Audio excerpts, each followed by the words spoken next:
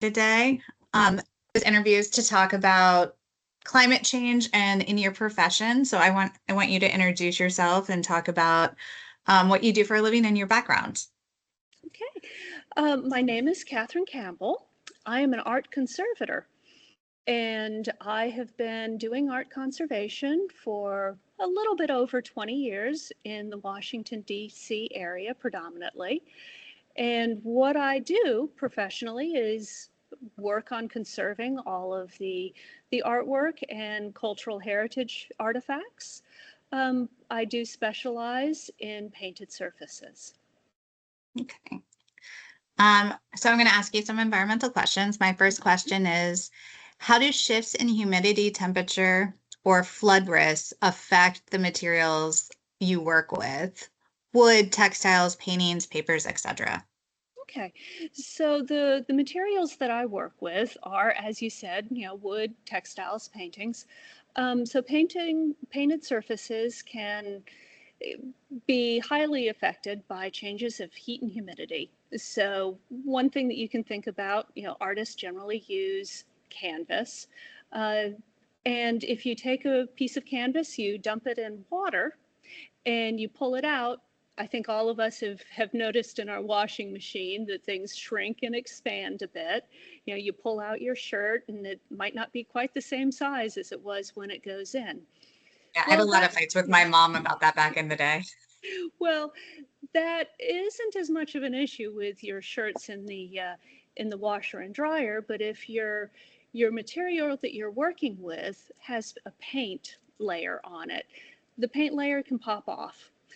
And when that happens, of course, we have lost whatever the artwork is, the composition that the artist created. It no longer exists without the paint on it.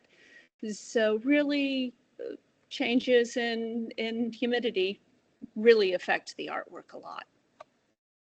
Okay, next question. Have you noticed changes in practices linked to the warming conditions? Okay.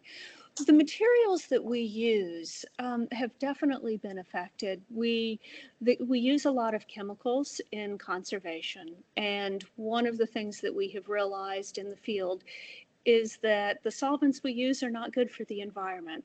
One in particular is xylene.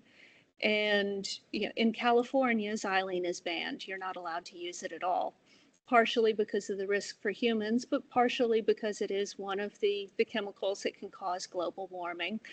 And so it is something that it works extremely well for removing synthetic coatings on artwork if we need to do that. However, it is decreasing in practice for the reason because of problems with how it affects the environment. Another thing that I've noticed is for conservators, we use a lot of cotton swabs.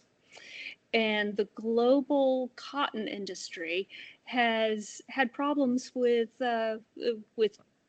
decline in quality linked to climate changes.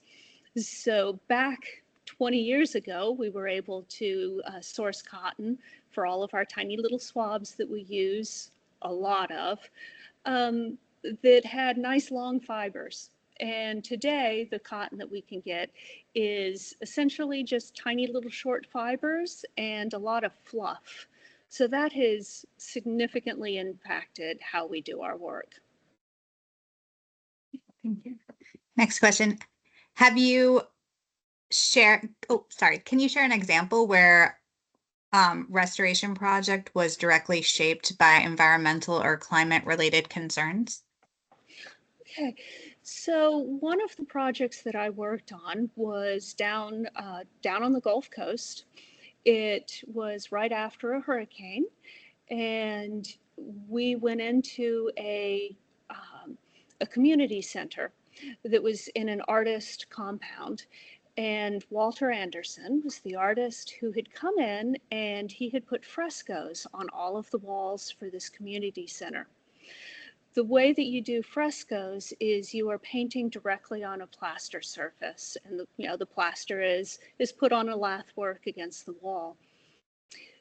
In this case, The hurricane came through, it flooded the building, and it swelled all of the plaster, and the plaster did not react well during the process of it drying and expanding and just simply losing a lot of the components in it. The plaster lost adhesion to the substrate, the wall itself, and then the paint on the plaster, which made up the images that were on the wall, started falling off as well. So for this project, we were first stabilizing the plaster, and we were stabilizing the artwork, the paint film that was on the plaster. Unfortunately, we were not able to recover the paint that had already popped off. So we stabilized it where the paint had not already been lost, and anything that was already gone, unfortunately, artwork, when it's gone, it is gone. You will not regain what the artist originally put on the wall. So this was unfortunate, but we did end up recovering and saving quite a bit of the artwork. So so that the people who use this community center can still enjoy the basic feel for what the artist intended for them to be enjoying. That's great. All right, the last question. What strategies or tools do the conservators use to protect art from the environmental risk, i.e. climate control systems, protective systems? Okay. Well, the main, for the types of artwork that I interact with, the main thing that we end up finding is your HVAC system is key. So making sure that you keep your heat at a fairly consistent level.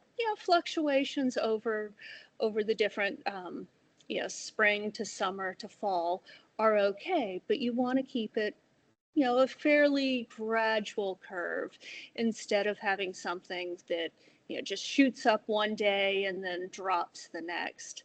So that, and keeping the humidity levels fairly stable. Those are the main things that we end up advising everyone to make sure that they pay attention to, as well as coating their windows to make sure that they cut down on the UV that's ending up coming into their building. Those will do a lot for making sure that your art that is inside your homes or inside your office spaces stay in the best condition possible. Nice. Well, do you have any last words that you want to talk about that you can think of climate control or Well, climate impact on artwork? Artwork is very, very susceptible to being damaged by changes in climate. And the more that we do to protect it now means that we're saving our cultural heritage for the future. It's important to keep our art so that we have a connection to our past. And anything that you can do to help counteract the detrimental effects of climate change will benefit our future generations. Thank you so much for doing the interview today. I appreciate it. You're I'm welcome. gonna hit stop recording. Give me one sec.